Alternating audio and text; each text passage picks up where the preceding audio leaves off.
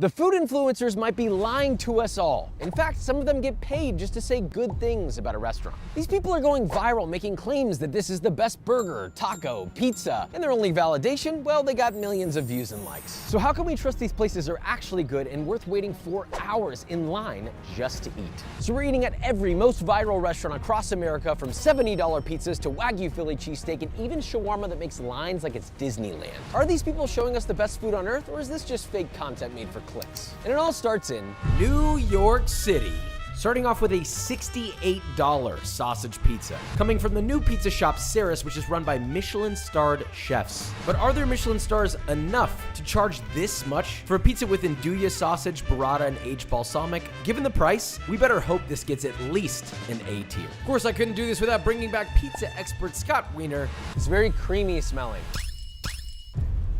That's a banger. I love this because you get this undercurrent of heat the whole time. Super light, airy, crisp, quick bite. It's just easy to eat. It's salty, it's sweet, it's acidic, it's meaty, it's smoky, it's cheesy, it's creamy. So many things. My first thought is this better than Lindustry? Because I think they're in the same echelon of absolute perfection, like precision level excellence. So if you're thinking, oh, I don't want to go to Ceres because I'm worried about the line, just come. So the final rating is S tier. Next up, the most viral pancakes in the world at Golden Diner, New York City. I will say, visually, these look impressive. And they smell amazing. The lemon zest, smell the butter. I love that this is like a new universe. I feel like I have never experienced this type of pancake before. Do you know how they cook these? They basically cook it only in one position and then they finish it in an oven and then they invert it. So there's only one side gets brown. I don't know, I wait an hour in line for this. Citrus zest is the best. I came in expecting to shit on this place. This is an example of emphasizing every single one of those elements that make a great pancake to the absolute max. I'm shocked. Starting off with 2 S tiers seems unnatural. So we have a new taster coming into the fold, and it is my buddy Saltank. In fact, he has a restaurant of his own that's gone viral for a French dip.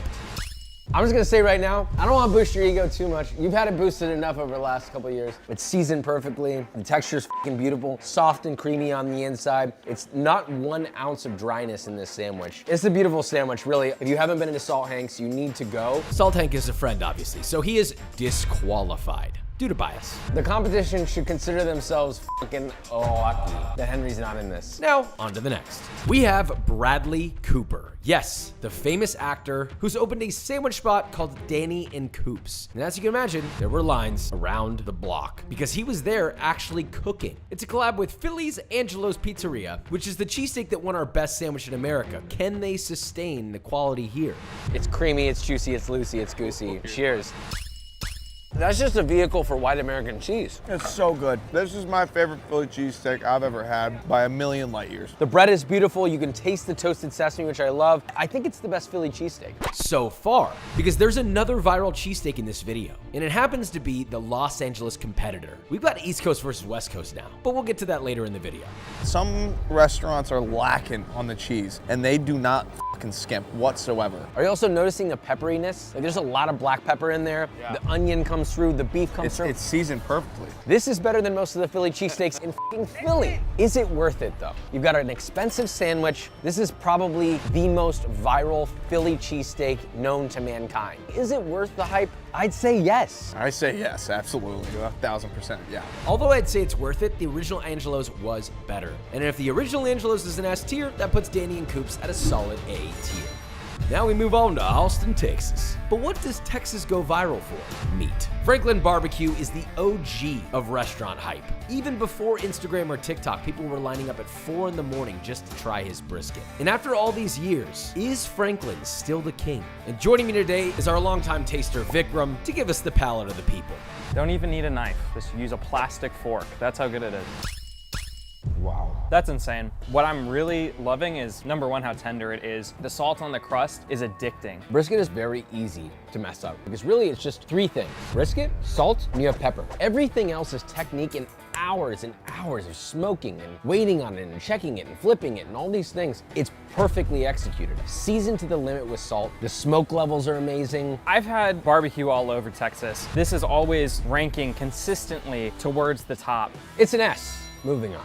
Next up, All Day Pizza. They've gone viral for having pizza supposedly as good as New York City, but in Texas? And their current hit is a giant dill pickle pizza. Oh boy.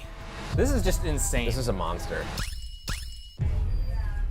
I f with that. Yeah, I'm into that. Oh my God. I think what's really doing it is these breadcrumbs on top. It adds such a good texture, and it works so well with the crust that's there. Crazy textural experience because you got the bottom of the crust on these pizzas is like traditional brick oven style where it's crispy on the bottom, but it's also crispy on the top. And then you get the crunch of the pickle. This is like the most explosive pizza bite I can think of, and yet it's actually not overwhelming. Like I feel good after eating that. Yeah. I think pizza purists will have something to say about this. I'm very much more on the line of like, is it good and does it hit on the notes that's required of a great pizza? And I think yes and yes. Now, despite our high praise, if I were to compare this to the best pizzas I've had, I would have to say this is a strong A tier. Not punching quite as high, but still very respectable, and we move on.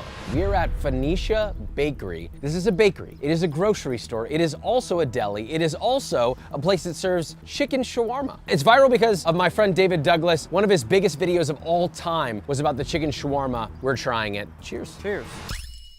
I gotta say, this is actually something that I order all the time on Uber Eats. It's one of those like simple things where it's a gift that keeps on giving. It's healthy chicken, filled with fresh vegetables, freshly made in-house hummus. It's good. It's like not like blow your mind, knock your socks off. It's just like a place where you can get a healthy meal and it tastes good. Among chicken shawarmas I've had, it's not really anywhere near the top. It's tasty, and I think the sauce is really carrying it, and it needs it because the chicken is pretty dry. I don't think I'd line up out the door or make a drive into this specific spot to get this specific thing. This is like, I need a quick lunch that like I can eat and not hate. It's not necessarily like a knock your socks off. What do you think, C, B? I honestly am probably thinking C. I think this is like mid. Yeah, normally it's like a B or an A for me. This is definitely a C. I'll come to you to grocery shop. That I will do. Very good grocery store, highly recommend. Moving on. Now we move on to a Michelin-starred barbecue place, Interstellar, for their peach tea glazed pork belly. It's a lot. Sort of like a visual ridiculousness because you literally get this giant platter of basically a whole pork belly chopped up. I can't look at this and question if it's gonna be good or not. It looks fantastic. I'm just gonna go in. Whoa. That is bonkers.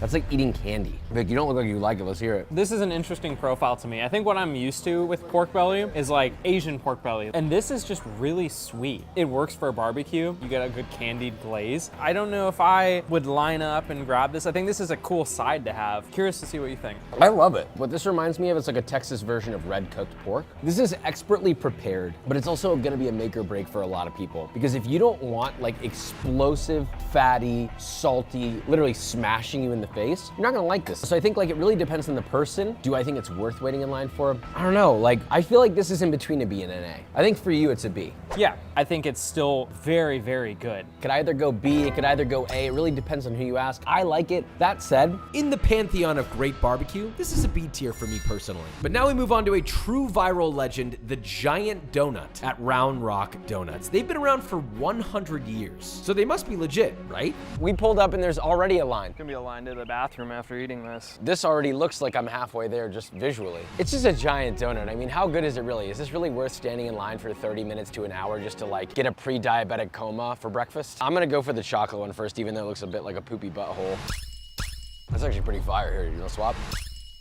Chocolate one's better. Chocolate one is better. Yeah. The problem with the glazed one is there's so much dough, there's not enough glaze to dough ratio. Overall, great donut. Like honestly, no notes really. How much better is it than like any of the other good donut shops, like the local ones that are that just say donut on the sign, right? Like how much better is this comparatively? Not much. I don't think I'd wait an hour for this if this line was down the road. Luckily, this didn't take too long. If you want Round Rock Donuts, like you're not gonna get a bad donut. It's not gonna be anything different than any other good donut you've ever had if you've ever had one, right? Like I'd be willing to give it a A tier maybe? I think it's more B. I'm like, would I take my friends and family here and be like, guys, we gotta go line up? Not really. Yeah, it's a B tier. You don't have to go. You'll be okay. B tier.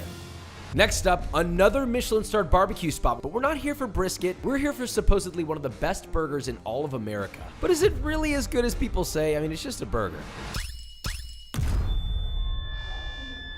That is unbelievable. Whoa. I don't think anything could have prepared me for what that tastes like. It's so juicy, but you still get the crunch of the bun a little bit. People have always told me, oh, but you gotta try the burger, you gotta try the burger. And that pisses me off when people do that. Because I'm like, it's a burger. I'm sure it's great, I just don't need to. And I'm realizing that I was a buffoon. This isn't just a burger. The beef in this is actually fully cooked. It's just really high fat. And because it's been cured in salt, but more specifically smoked for so long, created a pink cure on the inside of the burger, which in turn gives you this smoky, almost pastrami-like flavor. It's unbelievable. It's so tender. It's so juicy and fatty and perfect. And I don't know, it has me questioning, is this the best burger in America? I truly don't think you can get a more flavorful burger. You'd be hard pressed to find one. This is an easy for me S tier. I would line up for this one. No question. I'd tell all my family and extended family to come down as soon as they can. So S tier, we move on. As far as I know, there's not a single place in Texas that has traditional barbacoa. That was until I saw Tacos El Grandpa going viral. This is a father and son duo making hyper-traditional barbacoa in giant pits, using up to 8 to 10 lambs per pit, seasoning them simply, wrapping them in maguey leaves, cooking them for tens of hours. So it sounds like they're doing it the right way, but let's see if these lines are really worth it. Here we go. We have the taco assembled. I'm just gonna go bare bones. Nothing but consomme, a little bit of garbanzo bean, no salsa, straight up. Cheers. Cheers, Josh. Bro. That's pretty good. The garbanzo beans are insane. I mean, it's like ridiculously tender, extremely, extremely juicy. Should I go all in on the I want to have some of that too. I want to do some spicy stuff? Yeah. All right, here we go. This is with their spicy salsa matcha. Holy shit, that is so fucking good. Austin is known to have great tacos, but I don't think Austin's taco scene is that good. This one place is a huge exception to that. Whether you like lamb or not is irrelevant. Anybody could come here and enjoy and love this taco. It's not gamey, it's beautifully fatty, melts in your mouth, it's seasoned nicely. I don't know anyone that has these insane pit setups putting out a taco like this. And this video is all about not just things that have gone viral. What is so good that I'm willing to sit in line and wait for a bite of something, right? There are very few things. I fucking hate waiting in line. I'm waiting here. This is one of the top tacos in Austin. So where does that place sit on the list? I feel like out of everything I've seen, we've got somebody here that's been making barbacoa for 45 years. If there's a weekend available to you and you want an unrivaled taco, you're gonna come here. And more importantly, you're gonna be coming to an S tier. So we move on. So we're 2 cities down. I'm gonna be honest. So far, these viral places have been living up to the hype. So we're turning up the heat and heading to the city that's built on virality, Los Angeles, California. To make this test right, we're putting one of LA's top food reviewers in the hot seat, How Kev Eats. He says he never gets paid for reviews, I don't take any money for reviews. and he's very confident that his palate lives up to the hype. So we're specifically testing his viral recommendations. I'm gonna give the final verdict straight to his face. Is this where the internet's food critics finally get exposed? And this one's gonna be big. Cheesesteak bagel showdowns, $80 fish sandwiches. And we're starting at the Michelin Bib Gourmand Via's Tacos. Supposedly, Bad Bunny loves this place. And when he put it in his Super Bowl performance, overnight, this place was a hit. So we have their signature tacos with a crispy cheese skirt. Now, Kev was a pretty big fan of this place when he tried it. The texture of the cheese and the beautifully barbecued meat just bounces off your tongue real nice. Definitely a top 10 taco I've had in LA. Let's give this a rip. It's a little dry. I'll give it one more rip with salsa and then we'll move on to the next. Much better. So the salsa's actually seasoned really nice, but this I felt was a little under seasoned. It's funny, the last time it was too limey. This time I don't think there's enough lime. Let's do the asada next, maybe? This mango habanero salsa is my favorite thing here because it's really spicy. Can we just admire the crispy cheese on this? It's like a potato chip. These are good. The tortilla is nice. It's got good elasticity. It's got good chew. The fillings, on the other hand, I feel like are bland. That's You know? exactly my take too. I think the tortilla is the best part. I think the cheese skirt is executed quite literally perfectly. It's so crisp, it's not burnt, it's got that deep, salty, cheesy flavor. The salsa is something you cannot skip. It's tough, it's in between a B and an A. Now, while the texture's all there, I did feel that the flavor was a little bit muted overall. It's just not enough salt, not enough depth of flavor, and these tacos look like they should punch you right in the mouth. I mean this with a lot of love. I do think that they are a B. We move on. We're at Matu Cheesesteak. They serve one thing and one thing only, a cheesesteak, but not just any cheesesteak. This is probably the most turned up cheesesteak you can get. This is a 100% grass-fed New Zealand Wagyu beef, and it's the beef trimmings of one of the finest steakhouses that there is. So you have really high quality beef, you got Cooper sharp cheese, grilled onions, a long hot pepper from the East Coast. It's on a beautiful fresh baked seeded roll. It's glistening in the sun. It looks good. Could this be our first S tier in LA? This is the East Coast versus West Coast competition competition we were talking about. Will Matu live up to the hype? And can they beat Danny and Coops? Kevin is setting our bar high. Holy My eyes are watering. It might be because it's really fucking good, or also because it was really hot and it burned my tongue. This is probably the best I've had it. I have no notes. The bread is fucking phenomenal. It's got the perfect amount of chew. It still has that softness that gives away. It almost puffs air into your mouth as you bite down into it. The cheese is beautifully salty. Despite all the cheese and just fattiness going on in here, the flavor of the beef shines through everything. I mean, it explodes with rich, roasty beef flavor. But overall, it's just the balance and the intensity of flavor. But number one, most important thing, the one thing I always complain about, what about the salt level, Josh? And I gotta say, the salt level is perfect. It is right at the line of where it needs to be. For me personally, I think this is better than the Danny and Coops by far. I would come here before Danny and Coops 100 times over. Danny and Coops is good, just not this good. This is an S tier. Next, we have the cheese store of the rich and famous, or Beverly Hills if you want to call it that. This place has gone viral for giving so many free samples, you might not have space for their sandwiches. You come here, they've got cheese everywhere. They've got jams, jellies, every cracker known to mankind. You got fucking prosciutto hanging from the ceiling. It's the most chaotically beautiful shop I could possibly think of. So we're gonna try some cheeses, and then we'll see what's next. Oh, that makes my toes curl. That tastes like brown butter, almost. Yeah. But I also like the little protein crystal pops in there, the crunchiness, that's nice. Love that, okay, banger. Next up, fresh Alpine cheese. Wow, holy shit, that's insane. And to finish this off, he gave us an 18-month-old Gruyere. Yeah, it like melts. You chew and there's like a soft bite to it, and then all of a sudden it just melts like ice cream on your tongue. It goes from solid to like cream sauce immediately in your mouth. Unbelievable. So at the end of the day, this is a cheese store, but they said that their sandwiches will win them the gold. Is that true? Pretty ballsy for a cheese store to be putting out a hot sandwich. Yeah, that's my favorite sandwich here. Oh my God, that is fucking beautiful. I gotta give that one a clap. This is totally different than Matu. It's not the same at all, but it has that same like boom effect where you eat it and you're like being electrocuted by so many beautiful flavors. What I love is this like spicy like tartness from the Dijon mustard that's like perfuming your nostrils and your mouth. The onion is just so lightly present. It's not in your face, but that rich beefiness, it's creamy. Whatever cheese they're using is unfucking believable. A little funky and cheesy and creamy, almost like a cream sauce. Top 20 sandwiches I've ever had. I think this is fucking amazing. This is an S tier for me. Wow, we're doing good here, guys. On to the next. We've made it to the most viral sandwich shop in the world. Period, end of story, no contest. Al Antico Vinayo. God, that's a mouthful, huh? And we're having the most popular sandwich here, La Paradiso. I'm not convinced this sandwich is that great. Is this all just hype? Because to Kev's credit, he said he was actually not impressed. This was actually my favorite one when I had it in Florence. It's the least favorite one I had today. Let's just go in. Cheers. Cheers. Very sweet. What are you getting sweet? I don't know. Oh, the pistachio. Why is this not popping off for me right now? Texture of the bread is actually fantastic today. I agree. The bread's amazing. The sandwich itself is like, it's good, but it's not like blowing me away. Like, I also feel like it's 80% bread. I keep eating it like expecting more. Yeah, like you're trying to like find what it's missing and it's just keep missing. Yeah, actually, yeah. So much about this sandwich is really fun and exciting. The bread is amazing. The mortadella is great, but like the best sandwich that has lines like for multiple hours on end globally. I feel like this one in Italy, when like the ingredients are at the pinnacle of quality, this would be significantly better. This doesn't really like blow me away. It's gonna be a B for me. Like, I'm happy with this. I can make this at home, but it's not blowing me away. One of the most viral places in the entire video, and we've got a B. Next up, Howlin' Ray's, who somehow has made a Nashville hot chicken sandwich that's more famous than any that I've ever seen coming out of Nashville. These guys are viral Hall of Famers for lighting people's mouths on fire, while also being supposedly delicious. Kev says medium is the perfect balance, and he is beyond a stan. This is the best sandwich you can possibly get. We've got their medium plus Nashville hot chicken sandwich, slaw, pickles, comeback sauce on a buttered bun. I'm not gonna lie, this one looks good, but I'm a fried chicken sandwich connoisseur, so we'll see where they land.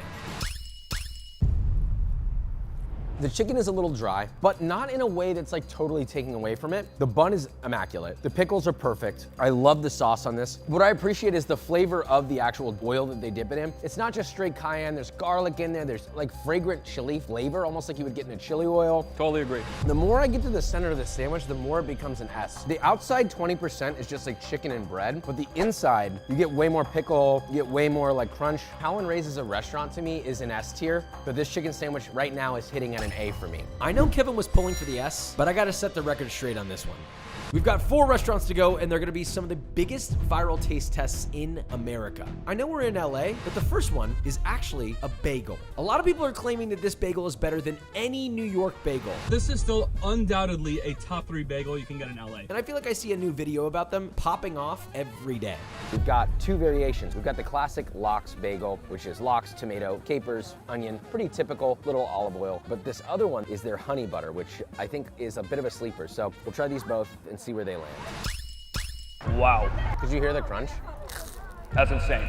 Before I rate this, bagels are really important to me. My dad's from New York City. Every year when I was a kid, I would go to New York City, go and get a bagel with my dad. It's one of my favorite foods of all time. And out the gate, this is far superior to any bagel I've ever had in New York City. And everybody says you can only get the best bagels in New York. I don't think that's true anymore. I'm not even gonna talk about the toppings. The toppings are great and they're amazing, but the bagel itself, the outside, is the most crispy, crackly, little crunchy, almost like a cracker. The inside is so succulently soft and moist, like the finest, like almost like sourdough bread. You know how it's got that wetness to it? Yeah. And it's just beautifully aerated. It's not dense. The chew is immaculate on this one. Oh my God. Honey butter, cheers. All right, that's absurd. It doesn't get better than this for me personally. This is them flexing. Just honey, just butter, nothing else. They're really letting the product shine for what it is. It doesn't need a ton of toppings because the bagel is so damn good. I have nothing else to say. Immediate S tier, the best bagel I've ever had. It's my favorite place. It's 100% worth waiting in line for. Just if you're gonna do it, buy some extra so you have some take back home. This is a good one for you, Kev. This is making you look good. I have reviewed over 3 restaurants. All right. On to the next. Quite possibly the greatest chicken shawarma in all of America, Mia Mia Shawarma. They only open 2 days per week. Not only are their videos getting tons of views, but the line is possibly one of the biggest lines I've ever seen. I mean, even Kevin had trouble speaking after eating one. I don't know. I'm just kidding, that's f***ing crazy. It's the best shawarma I've ever had in my entire life. It's so creamy, not dry at all. The outside is so crispy, a little bit of spiciness. A little bit, yeah. We made a version of this on the second channel with the Mia Mia Shawarma guys. Really good. And honestly, the flavor of that did get close to this, but man, it being on the trompo makes such a big difference, and also just all the product, everything in here. I mean, Since we've had this before and we're friends with them, we are actually disqualifying them from the rating, but I did want to say that this is a place that I really would wait in the line. That tells you all you need to know. This next one is the most expensive viral item in this video, and it's just one sandwich for $80. This is the fried fish sandwich from Daybird, topped with caviar. Now, despite the steep price, Kev says he was impressed. Yeah, this is the best fish sandwich I've ever had, and I could swim in that tartar sauce naked. I just don't see a world where this lives up to the price. I just spent $170 on this, okay? We're here to put this to the test. I kind of feel the caviar is getting to this stage where it feels a little overrated. This is definitely a marketing play, but I still think it's delicious. That is not just any ordinary tartar sauce, it's a yuzu tartar sauce, so it's gonna be sour, but it's absolutely delicious. All right, I have a lot of thoughts. Let me address the caviar really quick. Completely unnecessary. Completely. It does nothing. Get this without the caviar. If you take away the caviar, it's a pretty good fried fish sandwich. But unfortunately, the fish was under-seasoned. It just really didn't hit for me. You couldn't even taste the caviar on this thing. I think it sits at a C tier, and the stakes for Kevin and all these other food critics, influencers everywhere, has never been higher than at our next spot. Now, this smash burger Kevin inadvertently made probably the most viral in the country. It is Easy Street Burgers, and Kevin gave it some major love.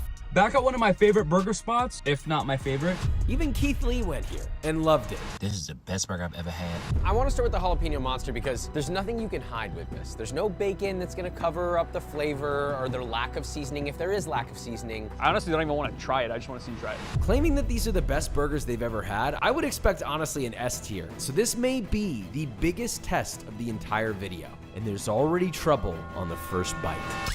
It is missing a bit on salt, if I'm being honest with you.